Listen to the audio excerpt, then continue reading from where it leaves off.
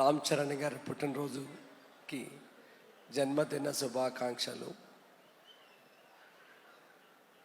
మీ అందరికీ ఒక చిన్న బాధ్యత. చిరంజీవి గారు పిలుపునిస్తే మీరందరూ కదులుతారు. బెంగళూరు లాంటి పరిస్థితి మనకు రావద్దు. అక్కడ ఏం జరుగుతుంది? వాటర్ లేదు. రేపు మనమే ఇక్కడ. రేపు వచ్చే వర్షాకాలానికి మన ఇంటి మీద మన మంచం ఎంత ఉంటుంది? 2 గజాలు. 2 గజాల స్థలంలో ప్రతి సంవత్సరం 1600 లీటర్ల నీళ్ళు వస్తున్నాయి. దీంట్లో మనం 8 లీటర్ల నీళ్ళు దాస్తున్నాం. 1600 లీటర్ల వర్షం పడుతుంది మంచం అంత సైజులో. నీళ్లు లేకపోతే రేపు మనం లేం. ఈ చిందులు లేవు, జీవితాలు లేవు. అందుకనే చిరంజీవి గారు పిలుపునిస్తారనే స్వార్థంతోనే ఇక్కడికి వచ్చాను. ఆయనకి ఈ విషయాన్ని చేరవేయండి స్వామినాయుడు గారు, దయచేసి. ఆయన పిలుపునిస్తే లక్షల మంది కదులుతారు. ఎందుకంటే మన అవసరం నీటికి లేదు, నీటి అవసరం మనకుంది కదండి. అలాగే ఇంకొక చిన్న విషయం, ఆంధ్రప్రదేశ్లో వరి చేలు ఎక్కువ ఉన్నాయి. వరి చేలు 25,000కి మించి ఆదాయం ఎవ్వరికీ లేదు. మాగాణులన్నీ మానవ నిర్మితాలు. దీనివల్ల రైతులు గడిచిన 15 సంవత్సరాల్లో 3 లక్షల మంది భారతీయ రైతులు చనిపోయారు. నేను 14 సంవత్సరాల నుంచి వ్యవసాయం చేస్తున్నాను. మన కలియుగ దైవం శ్రీ తిరుమల స్వామి వారికి 3 సంవత్సరాల నుంచి ఈ చేతులతో పండించిందే స్వామికి నైవేద్యం వెళ్తుంది. అన్ని దేవాలయాలు ఇది జరగాలి.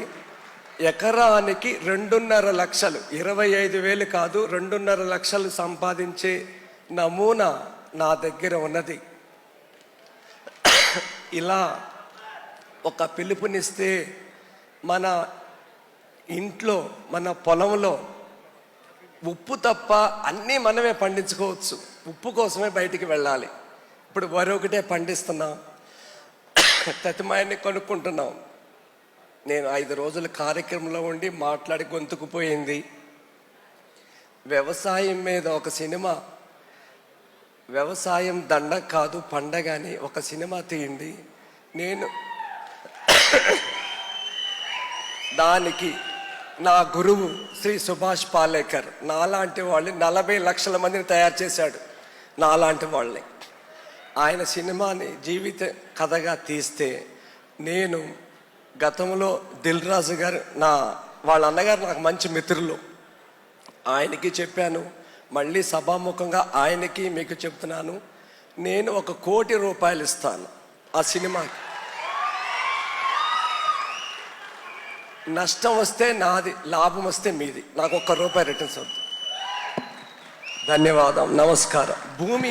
భూమి బాధపడుతుంది. మనిషి వల్లే భూమి బాధపడుతుంది. భూమికి నీరు లేదు, మనిషి ఒక్కడే పాడు చేస్తున్నాడు. ఈ భూమి కదిలిపోతే మానవ జాతి కాదు, ఏ జంతువు ఉండదు. అందుకనే మసులుకొని మలగండి మీరంతా. అన్నీ కావాలి ఈ భూమి మీద, కానీ ఏది సంతోషంగా లేదు. జీవరాశులు సంతోషం లేదు, జీవ వైద్యం సంతోషంగా లేదు. నేల తల్లి మన పాదం కింద ఉన్న భూమి నష్టపోతుంది.